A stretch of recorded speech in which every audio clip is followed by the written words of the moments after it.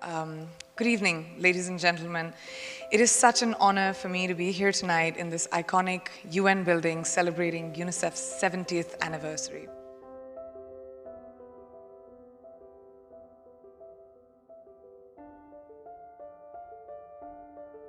First of all, I want to take a moment to celebrate every minute of these 70 years where UNICEF has worked selflessly for every child. Today, we all stand here to renew that exact pledge. To every single person involved in UNICEF, keep doing what you're doing because the world is a better place because of you.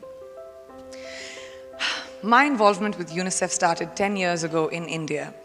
Today, I stand here humbled, enriched, committed because of that exact experience. I want to thank the India team who has worked tirelessly with me for over 10 years now for the amazing journey so far. And I want to thank UNICEF for giving me this opportunity to extend the work that I can do to the world.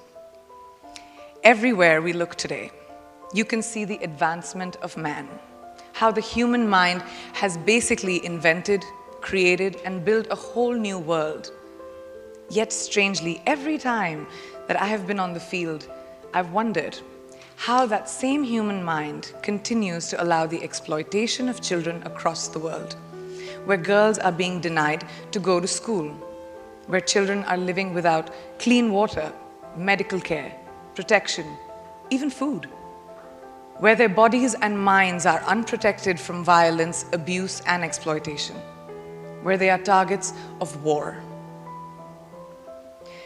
Every day, horrifying images, fresh horrifying images flash across our screens. A 10-year-old girl dressed as a bride, marrying a man twice her age. A boy sitting at the back of an ambulance trying to understand what just happened to him. A girl watching her brother go to school as she prepares for another day of housework. A boy's lifeless body washing up on a beach far, far away from his home. Ladies and gentlemen, people of the world, we ask you to join us today to become the collective voice of oppressed children across the world in our fight against the injustices that they have had to endure every day. I thank you for being there today. I'm humbled, inspired even more as I look around and I listen to everyone here, not just to be a part of UNICEF, but to be involved with all of you individuals who have selflessly dedicated their voice, their time, their heart into helping the world see light, that we are seriously endangering our future, which is our children. I recently read a quote somewhere that being human is given, but keeping our humanity is our choice. So let's choose humanity. Let's choose to act now, let's choose to fight now, and let's choose to ensure a better world for our children and their children and the generations to come. My wish for children is freedom. The freedom to think, the freedom to live. Thank you very much. I'm an actor by profession. I consider myself a humanitarian by nature, as I think all of us are. I've worked with UNICEF now for 12 years as National Ambassador for India for about 11 and a year as a Global Ambassador. When you hear these kids asking these questions and we sit in our incredibly privileged worlds, as we do, because we have washing machines and we have dishwashers and we have cars and we have great clothes and we wake up with planes not targeting our homes. Sitting in that environment, I don't think most of us don't understand the gravity of what kids like Mazoon and Hanan and Ayam have been through.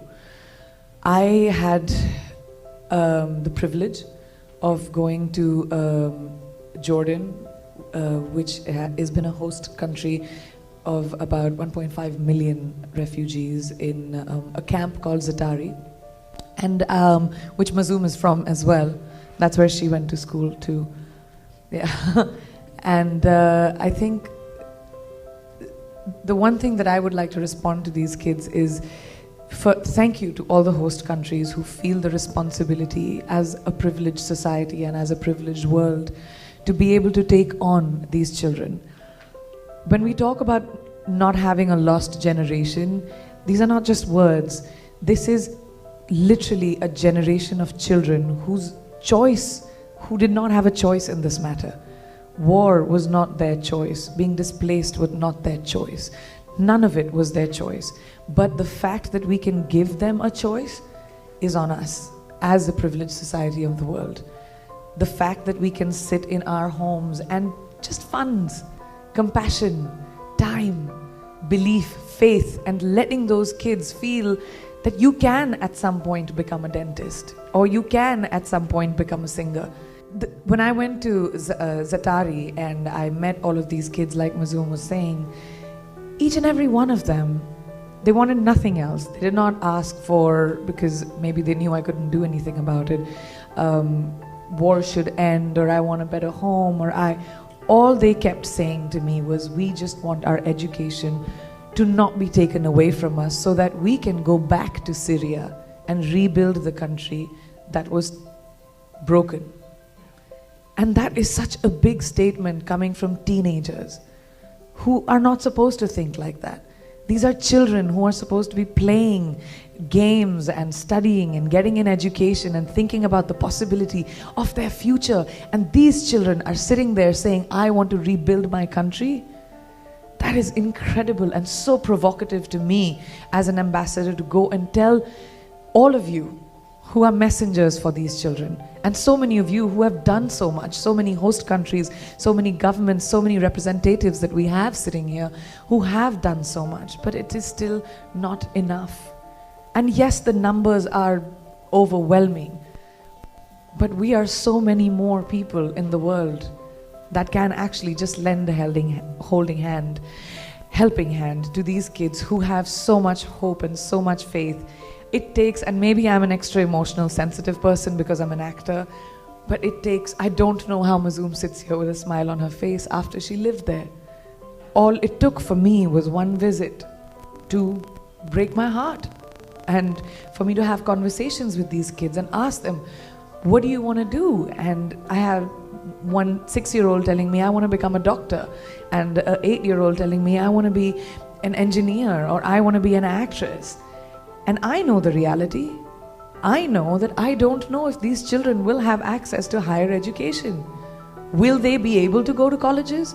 Will they be able to find their feet again? And those are questions we need to answer sitting in this room. Those are the questions we need to answer for them as their voices. So my experiences throughout meeting all of these incredible kids, whether it was in Zimbabwe, South Africa, India, Jordan, has only been consistent. Each and every one of them, whether they're dealing with poverty, whether they're dealing with war, whether they're dealing with the refugee crisis, all of them just want to be able to have a handle on their future. And we can give them that. So please, I implore each and every one of you to implore the people that you work with to ask, to just move their spirits and say this is on us as privileged society to remember those children that may be forgotten. Who, and I'm going to say this with the fear of the fact that I don't know if I can, but these are children that can actually get into the hands of people whose hands they shouldn't be in, of extremist thoughts, of ideas. And these are the same kids who, by the way, have to deal with the stigma of being refugees, of the fact that they have been displaced from the countries that they come from.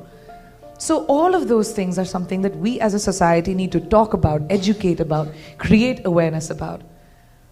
But we need to remember that this lost generation belongs to this one world, and we are part of that one world. And it's on us to be able to take care of that one world that we have. Thank you very much.